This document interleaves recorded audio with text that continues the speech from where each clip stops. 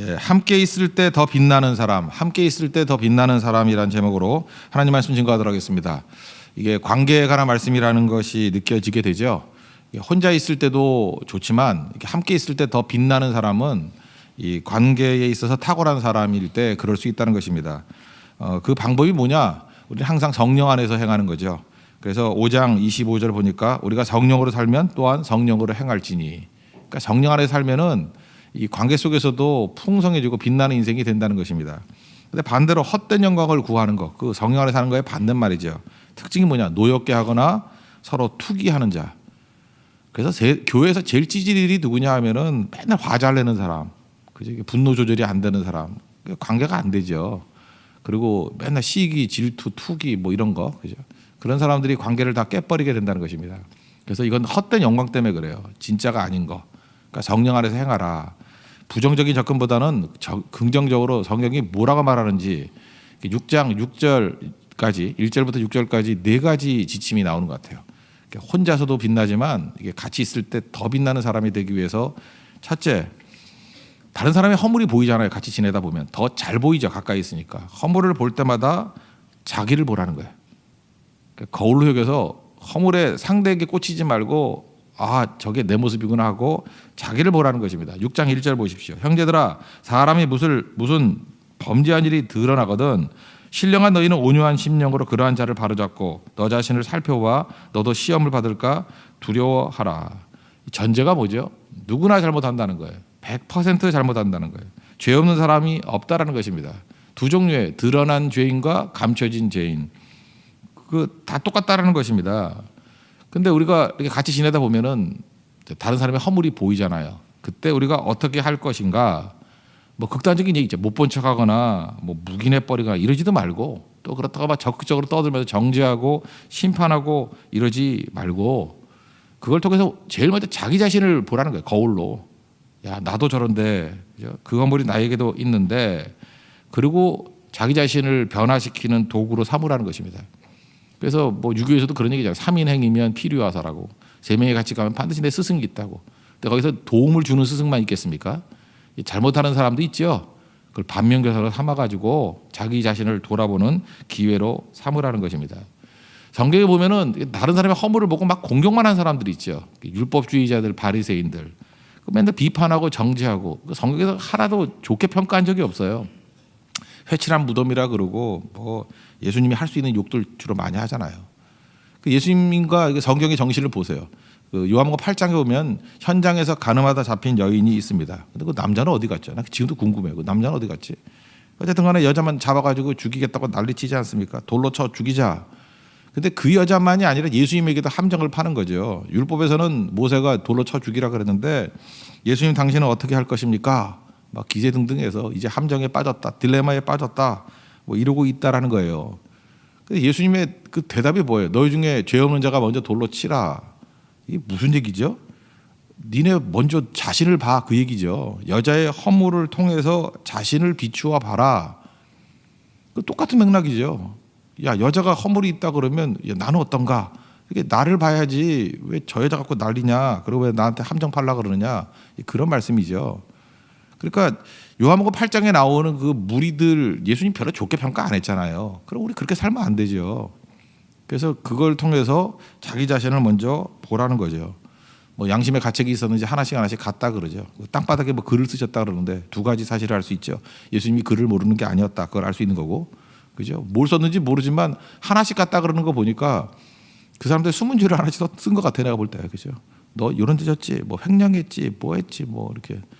내 그때 그 여름에 내가 있었는지라 봤는지라 뭐 이런 거. 그죠? 그랬더니 한 놈 한 놈씩 다 갔더라는 거예요.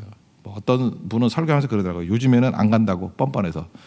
죄 없는 자가 돌로 치라고 더 때려 죽인다고 뭐 그런다 얘기도 하더라고요.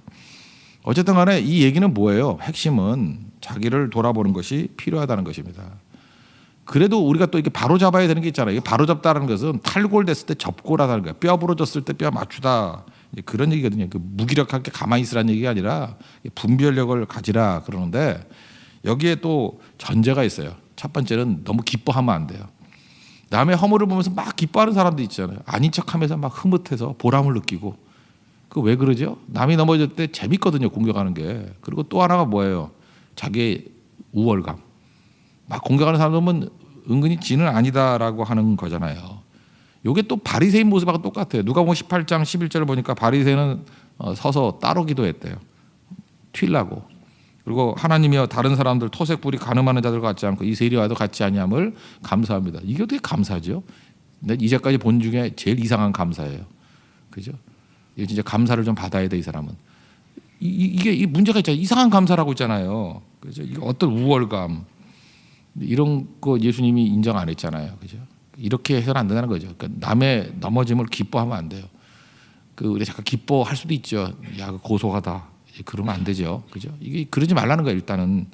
그리고 바로 잡는 사람들 우리가 이렇게 공동체가 있으면은 예를 들어서 이제 인도 선교를 갔어요. 너무 문제가 되는 행동을 하잖아요. 그럼 먼저 그걸 갖고 자기가 돌아보고 아, 나도 저랬지. 저러지 말아야지 하면서 이렇게 거울로 보고 그래도 공동체 생활에 너무 힘들 수 있잖아요. 그럴 때는 아무나 얘기할 수 있는 자격이 있는 게 아니라는 거예요. 온유한 심령으로. 그중에서 제일 온유한 심령이 있는 사람이 있죠. 제일 성령 충만하고 온유한 사람. 그 사람이 가서 할 자격이 있는 거야. 말할 자격이. 그러니까 내가 나서면 안 됩니까? 넌 나설 자격이 없어. 이유가 뭐냐? 너 온유하지 않잖아. 그지? 온유함이 컨트롤드 파워거든요. 통제된 능력. 그게 없으면 함부로 나서서는 안 된다는 것입니다. 왜 그러냐면 우리 허물이라는 게 예민한 부분이거든요. 산상수훈 보면 마태복음 7장 5절 보니까 외식하는 자여 내 눈 속에 들보를 빼어라. 그 외야 밝히 보고 형제의 눈 속에 티를 빼리라. 이거 똑같은 얘기죠. 먼저 자기를 돌아보라는 얘기 아니에요. 성경 계속 그 얘기예요. 허물을 보면 자기부터 먼저 보라는 거예요. 내 눈에 있는 들보를 먼저 빼라. 근데 여러분 남의 눈에 있는 티를 빼는 거 그거 그냥 빼면 돼요? 나중에 눈동자가 상하지. 그러니까 괜히 예민하게 빼야 되죠. 남의 눈 하면 안 해요. 티 들어갔을 때 안 해봤어요. 이렇게 세게 불어도 막 그러면 안 돼 하고 막 겁나잖아요. 그죠? 여러분 아무리 사랑하는 사람이라도 눈동자를 만져달라 그런 사람 없잖아요. 있습니까? 그건 변태라 그러죠. 눈동자를 만져요. 눈동자 예민하거든요. 눈동자에 티가 있으려고 그러면 얼마나 예민하게 뽑아야겠어요. 그러니까 그거를 세심하게 다룰 수 있는 사람이어야 된다는 거예요. 온유한 심령으로. 참 두려운 얘기입니다. 그래서 남 지적하고 남을 변화시킨다는 것은 이게 보통 영적인 능력이 있지 않으면은 나서면 안 되는 일이죠. 그러니까 이번 인도 선교 갔을 때도 뭐 이런 일 없겠지만 그죠? 남들의 허물이 보이면 아 나는 저러지 말아야지. 내가 저런 모습이 있었구나. 그리고 그 다음에 그게 기도해주고 그다음에 또 심각한 게 아니라 그러면은 넘어가는 게 좋아요.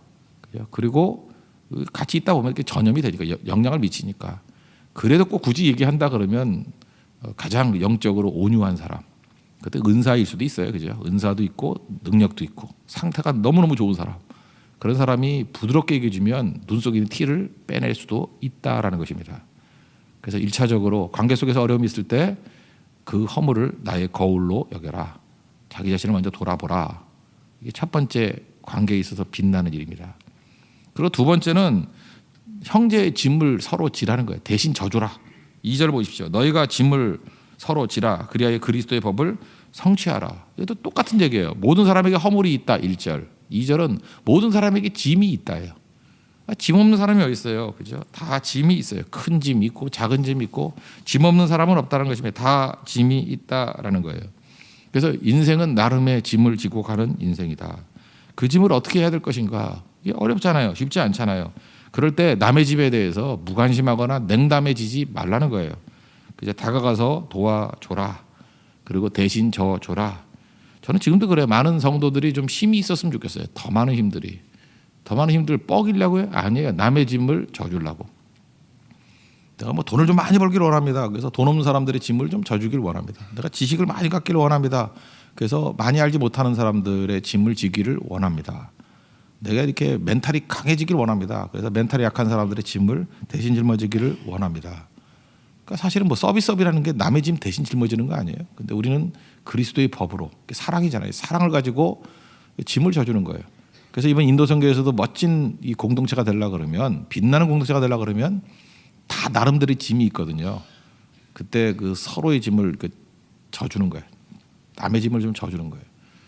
그때 그게 하나님의 능력의 통로가 되겠죠. 근데 바리새인들은 어땠어요? 모세의 자리에 앉아가지고 심판만 하고 있다는 거야. 너 이거 잘못했다, 저거 잘못했다.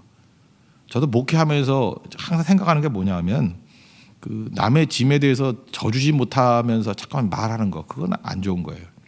그리고 목회 시스템 자체가 그 짐을 너무 많이 지우게 안 하는 거예요. 우리 교회는 선교에 집중하는 교회 아닙니까? 선교에 많이 집중하려고 다른 짐들을 되게 줄여요. 우리 말씀과 기도에 집중하는 교회잖아요. 그래서 말씀하고 기도하는 거 빼놓고는 다른 프로그램이나 이게 형식을 좀 많이 줄이는 편이죠. 어떨 때 막 생략해버리고. 왜요? 기도하고 말씀하는 거에 집중하기 위해서. 그 마찬가지로 다른 사람에게 잠깐 짐을 지게 만드는 건 좋은 게 아니에요. 이번 인도 선교 갈 때에도 이렇게 철없거나 믿음이 좀 부족하거나 경험이 없는 사람들 짐이 많을 거예요. 짐이 많으면 남의 짐을 어떻게 져요? 내 짐이 너무 많은데. 근데 어떤 지혜로운 형제, 제가 볼 때 참 넉넉한 마음을 가진 형제는 큰 트렁크를 갖고 오더라고. 거기 3분의 1도 안 들어가 있어요. 그래서 그 비 오는데 뭐 하려고 그러냐, 이게 뭐 애 하나 숨겨가지고 가려고 그러냐, 왜 그러냐 그랬더니 분명히 많이 갖고 오는 그 터질라들이 있대요. 짐 터질라. 그걸 받아가지고 애가 대신 져주겠대. 그 참 멋있는 거 아니에요? 내 것 때문이 아니라 그죠? 다른 사람에게 룸이 있는 인생이잖아요. 3분의 2는 다른 공용짐이라든지 다른 거 집어넣으려고. 그 타인의 짐을 지려는 자세가 돼 있는 거죠. 그게 성령의 사람이에요. 성령의 사람은 항상 그렇게 살아가게 된다는 것입니다. 그래서 마태복음 23장 4절을 보니까 그 바리새인한테 이렇게 얘기해요. 무거운 짐을 묶어 사람의 어깨에 지우되 자기는 이것을 한 손가락으로도 움직이려 하지 않는다. 그러니까 남에게 짐만 지어주는 사람 있죠. 자기는 아무것도 안 하고. 그 성경에도 분명히 그런 사람이 있어요. 그죠? 이렇게 짐만 지어주는 사람. 그러지 말고 이제 중요한 건 서로의 짐을 지라는 거죠. 예루살렘 공의회, 사도행전 15장 예루살렘 공의회가 나오는데 거기서 원칙이 뭐냐면요. 이방인들, 처음 믿은 사람들, 하나님을 시험하여 우리 조상과 우리도 능히 매지 못하는 멍에를 제자들의 목에 두려 하느냐. 그러면서 될 수 있으면 할례 문제거든요. 할례 받으라 뭐 이런 거. 이게 진짜 구원에 필요한 게 아니잖아요. 그러면 이런 짐들을 쓸데없이 지우게 하지 말라는 거예요. 짐 지우게 하지 마라. 자유롭게 하라. 저는 그래서 선교 갔을 때도 우리는 단체로 가지만 좀 자유롭게 하는 거를 추구해요. 왜냐하면 짐 지우지 않기 위해서. 그래서 뭐 몇 시에 자라 뭐 이런 거 안 해요. 알아서 자라 대신에 낮에는 열심히 뛰라. 짐 안 지우려고. 그 다음에 뭐 어디 가서 뭐 하고 이렇게 지정해 주지 않죠. 그냥 짐 안 주려 그러는 거예요. 그냥 자기 취향에 따라서 먹고 싶은 사람 가서 먹든지 뭐 차 마시든지. 근데 적정하게 체력을 유지하고 돌아오십시오. 근데 우리 교회는 돼요, 그게. 그죠? 뭐 안 되는 한두 사람이 있지만 그건 잡아다가 족치는 거고 거의 다 된다고. 그러니까 짐을 안 지우니까 단체로 가는데도 불구하고 스트레스가 별로 없는 거예요. 그죠? 개인 여행 같은 느낌이 들어요. 왜? 그 지킬 것만 딱딱 지켜주면 돼요. 새벽에 깨고 사역 딱 하고 그 저녁이 있는 삶이죠. 저녁에는 또 교제하고 자기에게 필요한 것들을 나눌 수 있는 삶. 왜 그래요? 짐을 지우지 않기 때문에. 그것도 중요한 거예요. 그리고 근본적으로 우리가 타인의 짐을 진다라는 거, 이거 사실 우리가 질 수 있는 문제는 아니지 않습니까? 그래서 이건 예수님께 맡겨야죠. 이사에서 시편이죠. 시편 55편 22절. 내 짐을 여호와께 맡기라. 그가 너를 붙드시고 의인의 요동함을 허락지 아니하신다. 이런 말씀이 나와요. 그리고 우리 잘 아는 마태복음 11장 28절에 보니까 수고하고 무거운 짐녀들아 다 내게로 오라. 내가 너희를 쉬게 하리라. 그러니까 우리가 서로 지어주고 내가 질 수 없는 짐들은 그 죄짐을 내가 어떻게 져요? 그죠? 예수님께 가지고 나가서 예수님이 감당해 주시고 또 우리가 감당 못할 짐들 예수님이 짊어지신다는 것입니다. 그리고 우리가 할 수 있는 것들은 또 대신 짊어지고. 그래서 언제나 좋은 이 관계 속에서 빛나는 사람들을 보면 짐을 대신 져주는 사람이에요. 그런 관계 속에서 빛나는 인생이 되기를 바랍니다. 그리고 세 번째는 자기 책임지라는 거예요. 자기 짐은 자기가 지라는 거예요. 4절 5절 각각 자기의 일을 살피라. 그리하면 자랑할 것이 자기에게는 있어도 남에게는 있지 아니하리니 각각 자기의 짐을 질 것이라. 이게 모순같이 보이죠. 앞에는 타인의 짐을 져주라 그래놓고 여기도 각자 지라. 그럼 각자 다 지면 타인의 짐을 어떻게 집니까? 맨날 이렇게 수학적으로 생각하는 사람들이 있어요. 근데 그게 아니고요. 이 짐이라고 말하는 헬라어 단어가 달라요. 2절과 3절. 2절은 무거운 짐이에요. 한마디로 말해서. 바로스. 이렇게 배우면 되죠. 바로 왕이 좀 나쁜 놈이잖아. 좀 무거운 놈 같잖아. 그래서 바로들이 많다. 바로스. 그게 무거운 짐이에요. 몰라도 돼요. 하여튼 무거운 짐. 그러니까 무거운 짐은 대신 져줘야죠. 근데 오전에 하는 게 포르디온이라는 단어인데 포르티온인데 이 포르티온이라는 단어에서 영어에 포터블이 나왔어요. 포터블이 뭐죠? 가볍다는 뜻이잖아요. 포터블이 들고 다니는 거, 그죠? 포르티온, 그래서 포터블이 나왔다고요. 그러니까 무슨 가벼운 짐은 자기가 지르는 거예요. 자기 책임 가지고. 그러니까 모든 짐 내가 못 져야 널브러져 있는 게 아니라 자기가 할 수 있는 가벼운 짐, 이게 포터블한 것들은 자기가 지고 가라는 거예요. 우리 여행 갈 때도 그러잖아요. 이게 포터블은 이게 들고 타잖아요. 그리고 무거운 짐은 이게 붙이죠. 자, 아시겠어요? 무거운 짐은 서로 들어주고 맡기라고 예수님께. 그죠? 그게 우리의 일이고, 그렇지만 포터블한 것들은 내가 지고 가야 된다라는 것입니다. 그래서 자기 짐을 책임지는 인생이 돼야 된다는 것입니다. 이것도 마찬가지죠. 책임감 문제인데 자녀 양육을 할 때도 부모님들이 너무 능력이 많고 사랑이 많아서 또 애도 하나밖에 없어가지고 자립심을 키울 기회를 안 주는 거예요. 다 해주니까. 그래서 학창 시절에 도와주는 거 그래도 이해가 돼. 아니 세상에 직장에 가는 애까지 그거 따라다니면서 직장 상사하고 관계가 있으면 엄마가 만난다 그러고, 요즘에 군대에서 문제가 있어도 엄마가 찾아간다며. 이거 미치겠어, 그죠? 그게 무슨 군대, 바보들 만드는 거죠. 결혼 이후에도 마찬가지. 결혼 이후에 부모가 왜 간섭을 해요? 뭐 죽든 살든 놔둬야지. 우리 집 애들도 27살, 24살인데 다 큰 애들 뭘 간섭을 해? 그냥 알아서 하지. 안 그래? 뭐 얼어 죽겠어? 안 죽죠. 무슨 말 하는지 알겠죠? 이 아빠는 믿음을 가지고 다 맡기는데 엄마는 안 그런 것 같아요. 그죠? 인도가 뭐 사람 못 사는 데죠. 인도는 지옥이 아니에요. 인간 사는 곳이라고. 근데 왜 그러면 남편도 걱정을 해야 될 거 아니야. 그래서 이런 걸 잠깐만 생각하다 보면은 이제 기도가 절로 나오죠. 목사지만 절로 나와요. 교회로 나오는 게 아니라 절로 나온다고. 하여튼 이런 게 문제가 되죠. 그러니까 직장이나 가정에서 우리가 꼭 해야 될 일이 뭐냐면 스스로 짊어질 일들을 짊어지라는 것입니다. 근데 예를 들어서 그거 짊어지지 못할 게 있죠. 어린아이들, 노약자라든지 장애인들. 어떻게 혼자 자기 짐을 짊어지겠어요. 그러니까 그거는 공동체가 다 반드시 짊어져야죠. 그거는 약자의 짐을 짊어지고. 그래서 하나님께서 우리에게 건강할 때를 주셨잖아요. 힘을 주셨잖아요. 그럼 힘 가지고 어떻게 하면 흥청망청 쓸 것인가가 아니고 자기 짐을 짊어지고요. 저는 그래서 될 수 있으면 다른 사람한테 맡기고 싶지 않아요. 내가 할 수 있는 건 내가 하는 거죠. 하고 더 능력을 주십시오. 다른 사람 짐을 짊어지고. 그리고 자기 연약한 부분이 있잖아요. 그때는 도움 받는 것도 능력이라고 생각해요. 그래서 4절에서 나오는 네 번째 나오는 게 전도자를 도우라는 거예요. 사실은 목사님들이 제일 좋아하는 말이죠. 6절 보세요. 가르침을 받는 자는 말씀을 가르치는 자와 모든 좋은 것을 함께 하라. 이건 아멘을 아무도 안 하지만 목사만 아멘해요. 그죠? 되게 좋은 말씀인데 이게 무슨 얘기예요? 당시에는 전도자가 유랑 전도자였어요.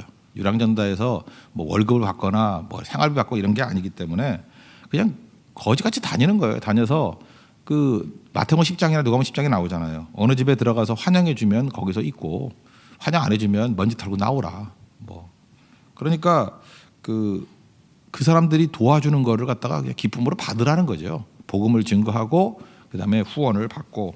이 자비량 전도하는 바울 그런 사람은 좀 예외가 있겠지만 대부분 이런 식으로 일을 했다는 것입니다. 여러분 그건 어떻게 생각해요? 예를 들어서 자비량 그러죠. 저는 자비량에 대해서 너무 그 환상에 빠져 있는 것 같아요. 옛날에 그 자비량 평신도 선교사가 그랬는데 제가 많이 다녀봤거든요. 자비량 선교사라 그래가지고 나 선교하는 사람 거의 못 봤어요. 여러분들 먹고 사는 거 쉬워요, 어려워요? 만만치 않아요. 근데 뭐 비즈니스도 하면서 미셔너리도 한다고?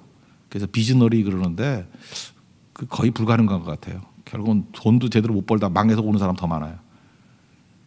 그래서 이건 약간은 좀 분업도 필요한 것 같아요. 물론 신분 때문에 그런 건 있겠지만 목사도 마찬가지예요. 목사가 뭐 웬만큼 사이즈가 되지 않는다 그러면 할 수 없겠지만 예를 들어 제가 설교 준비 안 하고 이제 일주일에 3분의 1은 나가서 돈 벌고 와가지고 헐레벌떡 와가지고 아이고 죄송합니다. 제가 돈 벌다가 설교 준비가 안 돼가지고 이러면 성도들이 그게 뭐가 되겠어요, 그죠? 그게 문제가 되겠죠. 또 그다음에 어저께 야근을 했어요. 그래서 너무 힘들어가지고 새벽에도 빠지고 그래서 여기 이제 김동률이 올라와서 설교하고 그러면 교회 망하는 거죠, 그거. 그러니까 어떻게 하는 거죠? 성도들은 그 풀타임으로 생활비를 책임지고 목사는 생명을 걸고 말씀과 기도에 전무해서 증거하고 이게 옳다라는 거예요. 그죠? 이게 옳은 거예요, 사실은. 이거 잠깐만 아니라 그러지 말고. 그래서 이것도 교만이에요. 막 멋있게 나는 뭐 교회 짐 안 져. 그리고 내가 벌어서 내가 쓴다. 그게 멋있어 보이지만 거기서 나오는 부작용이 또 엄청나게 많다라는 것입니다. 그래서 겸손해져야 돼요. 목회자는 겸손한 거예요.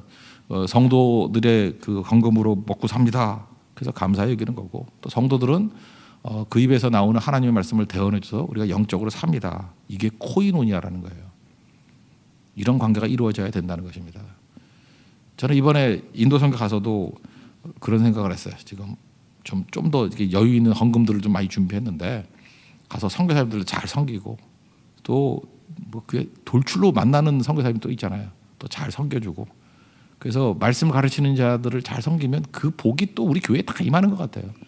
그죠? 이거를 잘할 줄 아는 거. 적어도 우리 교회는 선교사님들이 우리 교회 방문하면 그냥 섭섭하게 안 보내잖아요. 그죠? 항상 넘치도록 대접해서 보내고, 그러니까 위로를 받고 가세요. 위로를. 그게 위로라는 게 뭐 선교사들이 썩어가지고 뭐 돈밖에 모른다 그거 아니에요. 마음을 다하는 거거든요. 마음을 다하는 거. 또 우리 교회는 그 무슨 미장원 하시는 또 집사님 계셔가지고 선교사 사모님들이 홍다만 오면 거기서 머리 공짜로 간다고, 사실 공짜도 아닌데 다 희생을 치르고 하는 건데, 그래서 소금 변화가 안 되지만 어쨌든 적어도 머리는 변화가 돼가지고 가면은 이제 양심의 가책을 느껴가지고 속도 변화가 돼서 더 열심히 뛰고 그러시는 것 같아요. 그러니까 위로가 있는 교회, 그게 제일 좋은 거라고 생각을 합니다. 하나님 앞에서 이러한 모습이 있기를 바랍니다. 그래서 초대교회 관계도 보세요. 예루살렘 교회가 복음을 전파했어요. 근데 기근 때문에 어려움이 있으니까 안디옥 교회를 비롯해서 주변에 있는 2차, 3차 교회들이 헌금을 모아서 예루살렘 교회를 도왔어요. 이게 코이노니아라는 거예요. 코이노니아가 있으면은 풍성해집니다. 하나님 앞에서 이번에도 우리 인도 선교 가시는 분들 현장 속에서도 작은 선물도 주고받고 덕담도 주고받고 또 기도도 주고받으면서 더 있는 것들을 내놓고 부족한 것들을 기쁨으로 섬김 받는, 그럼 이게 얽히고 설키면 이게 사랑이 깊어지겠죠. 그게 진정한 코이노니아라는 거예요. 그런 코이노니아를 이룰 수 있는 우리 믿음의 종 되기를 바랍니다. 정리하면 관계 속에서 더 빛나는 사람이 되기 위해서는 허물을 보면 자기 먼저 보라는 거예요. 그죠? 그리고 남의 넘어짐을 절대 기뻐하지 말고 그 중에서 가장 심령이 온유한 사람이 그 탈골된 것을 접골시켜 주라는 거예요. 그리고 두 번째는 할 수만 있으면 내가 누구 짐을 질까 이렇게 보면서 짐을 대신 져주면 빛나는 사람이 될 거고, 세 번째는 그 사람이 적어도 남에게 짐이 되지 않는 인생이에요. 자기 짐은 자기가 짊어질 줄 알고, 포톱을 한 거는 다 자기가 질 줄 아는 거. 책임감이죠. 책임감 있는 사람을 사귀는 거. 그리고 마지막으로는 서로 더 가진 것들이 있거든요.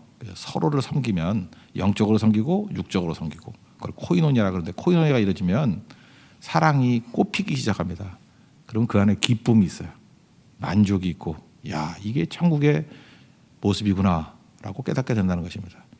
우리 서울에 있는 성도들이나 또 뭐 뉴델리나 비하루나 어느 곳에 있든지 우리 또 인도 분들과 함께 또 한국 사람과 함께 이렇게 이런 교제들이 막 이루어져서 천국을 맛볼 수 있는 우리 하나님의 거룩한 공동체 되기를 축원합니다. 자리에서 일어나겠습니다. 우리 찬송가 하겠습니다. 337장. 우리 짐을 주님께 맡깁시다. 내 모든 시험 무거운 짐을. 337장입니다.